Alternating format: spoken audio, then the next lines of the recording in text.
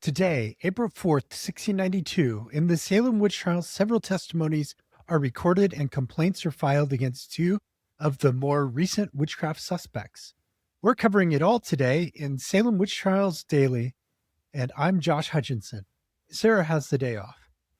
First up, we have another spectral attack. According to Samuel Parris, the shape of John Proctor reportedly afflicted his niece, Abigail Williams, who cried out, "What, are you come too? Are you come too? You can pinch as well as your wife."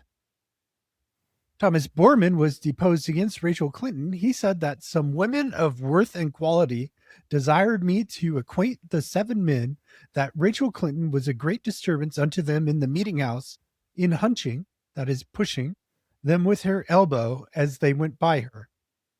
Thomas said that he desired the 7 men to take some care that Rachel Clinton might be forewarned not to come into those women's seats no more to disturb them. He said, as I, the said Boarman, was riding home that night after I had been with the select men, the 7 men, I saw something appear at French's Cove before me, like a cat, as I apprehended. And then I looked wishfully upon it, and it seemed to be something like a little dog. Continuing, he stated, I pursued it, and it kept the same distance in the path before me. Although I rode hard after it, I could not overtake it. Then I looked on my right hand, and I saw a great circle that moved as fast as I rode along. And then I thought of Rachel Clinton. Then the little creature and the circle vanished away. William Baker was also deposed against Rachel Clinton today. He said, about 10 years ago, I living with my master Rust, there was a barrel of strong beer brewed, and that day it was brewed, Rachel Clinton came there and met with some small affront, but what it was I cannot tell. And the next day, morning, the beer was put into the barrel, and that day said Rachel went backwards and forwards 6 or 7 times up and down the lane that leads to our house, and did not come into the house that day. And that night following, Hannah Rust went down to see whether the beer worked or no, and pulled out the tape, and could find no beer in the barrel.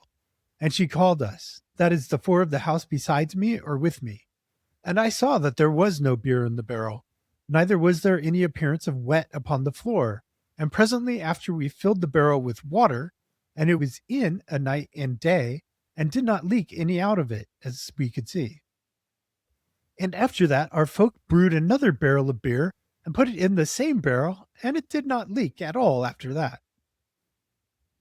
Now, Mary and John Edwards also testified against Rachel Clinton today.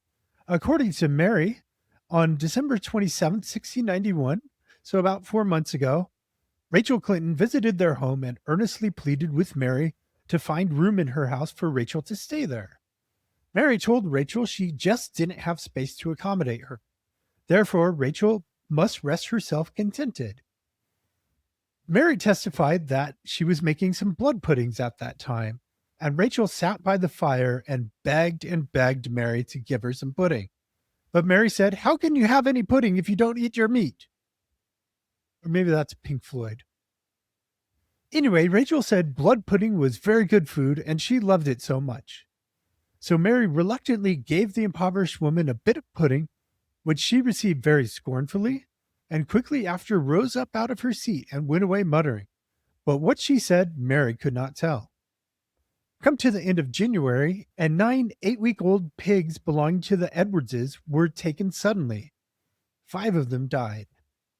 About 2 weeks after that, 3 of Mary and John's yearlings were suddenly taken with fits. They had seemed very healthy before, but were suddenly jumping and roaring until they fell dead, one after another. John Edwards attested to the part about the pigs and yearlings dying.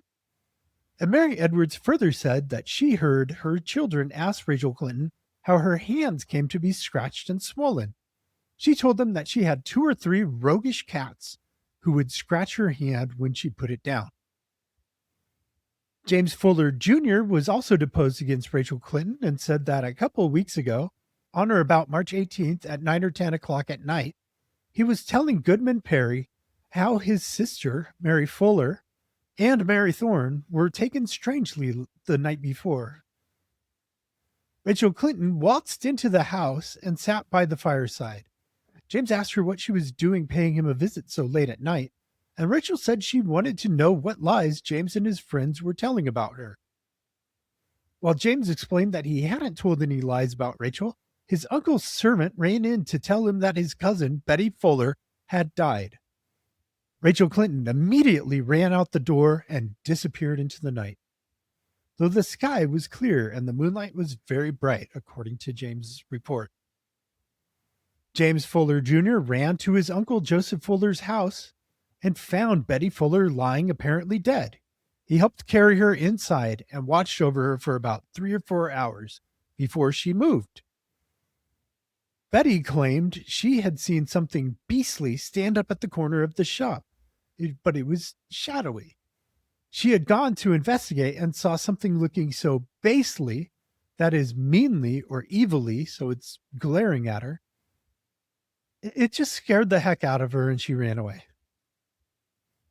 And then the beast chased her and knocked her down. Also today, Mercy Lewis was deposed against Dorothy Good, the daughter of Sarah Good. Mercy said that yesterday the shape of Dorothy urged her to write in her book. But we want to know, what was Dorothy doing asking Mercy to sign a book? Dorothy is 4 years old. According to Mercy, Dorothy afflicted her by biting, pinching, and choking her. Mercy Lewis also testified today against Sarah Osburn. She said that on a previous date in April, the apparition of Sarah Osburn afflicted her, urging her to write in a book. So they're all bringing the book to Mercy Lewis to sign and become the devil's witch. And finally today, Jonathan Walcott and Nathaniel Ingersoll filed a complaint against Sarah Cloyce and Elizabeth Proctor. We're still waiting to hear back from the magistrates on whether they'll be issuing a warrant for those two women's arrest, as they've done previously, generally the same day as the complaint is given to them. But we've not seen anything out of that office yet. Jonathan and Nathaniel listed John Indian as one of the victims, the first time that we've seen him mentioned as afflicted. He's listed along with Abigail Williams, Mary Walcott, Ann Putnam Jr., and Mercy Lewis, who we know as afflicted girls by now.